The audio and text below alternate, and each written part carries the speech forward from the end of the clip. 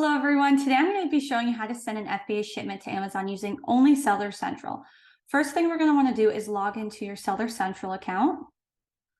From your dashboard, you're going to go to the top 3 lines to the left, select that, go to Inventory, and select Manage All Inventory. At this point, I'm already assuming you've created your FBA listings for the products you want to send to Amazon. If you have not added the products you bought into Amazon yet, or you do not know how to do that step, watch my video on how to list a product on Amazon, and then come back here to start your FBA shipment. Now, the first thing we're going to want to do is select all the products we're going to be sending into Amazon. You're going to check each box. So when you've selected all the boxes, so we're just going to do this one. You're going to hit this drop-down menu and send /replenish inventory is what you're going to select. You have now successfully started your shipment workflow. If you ever make a mistake, you can always go to the bottom and select delete workflow right here. And then you can start again. And as long as you have not accepted the shipping charges, you're able to delete the workflow. So now here, Amazon is asking about the packaging details. We're going to want to select individual units for this section. This is if you're creating a new packing template. You're most likely not doing anything like that. This is just the basics. So we're going to make sure this is on individual units. Next, it is going to ask us or tell us the prep information needed for this product. So here, since I've never sent this item before, it's asking me those details. So we're going to click on this. And so we're going to choose prep category. So they give you a bunch of different things: adult, apparel on a hanger, apparel, fabric, plush, baby products, fragile, all these different things. So here I'm going to do, since this is a seasoning, I'm going to do powder, pellets, or granules. And so we're going to hit save. It tells you exactly what to do. And it says who preps the units. Now from here, you can either say Amazon, or you can do yourself. Same for who labels it. So Amazon or yourself. And I would highly suggest that you do both of these yourself.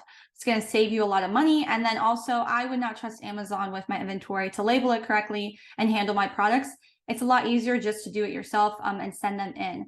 And if it's something you don't want to do, I would highly suggest looking into a prep center, not paying Amazon, because they're going to charge you a lot more than a prep center would. And so now from here, we're going to click save. And you can see right here that it says prep required is polybagging with the suffocation stickering.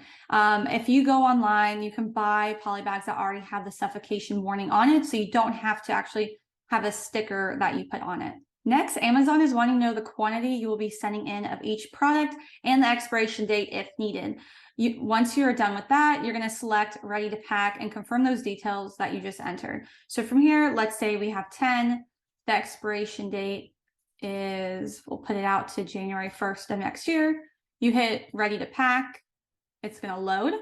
And so from here, you just want to confirm anything that you're putting here that it's correct. So units 10, expiration date. And from here, this is where you can print your SKU labels. So I have thermal printing, 75 and 25 is my measurements here. So from here, you can print out all your SKU labels. I use the Dymo 450 Turbo for mine. The Rollo is also another very popular printer you can use. I use a Rollo for only shipping labels, but people use it for the SKU labels as well. It is important to note that your labels through Seller Central will not include any expiration dates. You'll need to add a second label onto your item with the expiration date. So next, you're going to go ahead and hit pack individual units now that everything looks good. So now Amazon is telling you what items can go together and which ones can't.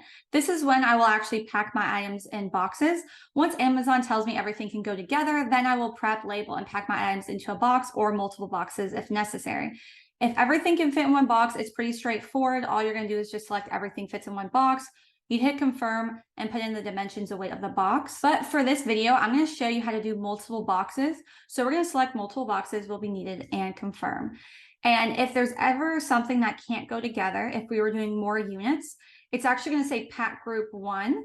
And then it would have another section underneath it saying pack group 2, telling you what has to go into a different box. So it tells you if everything can go to the box, you'll just see a bunch of products here listed.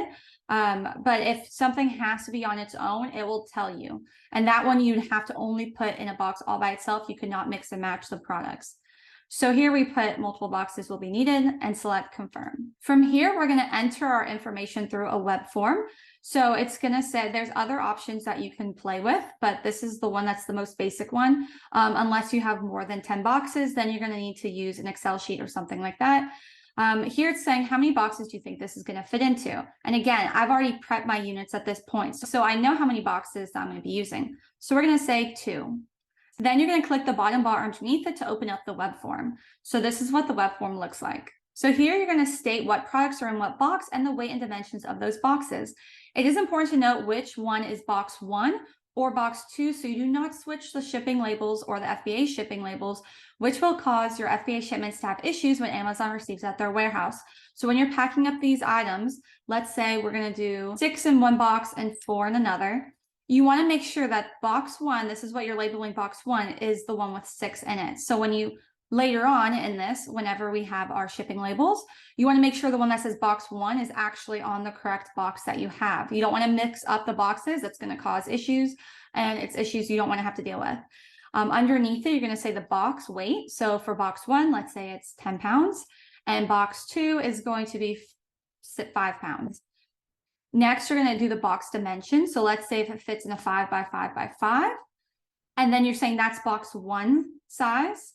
And then if you need to add another box dimension, you just open up another one, you say 4, 4, 4, and then you're going to select for box 2 that column. So you just make sure that you have the right weight and the right box selected for each. Then you're going to select confirm packing information. And here, if this ever pops up, this is just saying, are you sure that this box is correct? Are you sure the dimensions and the weight are correct?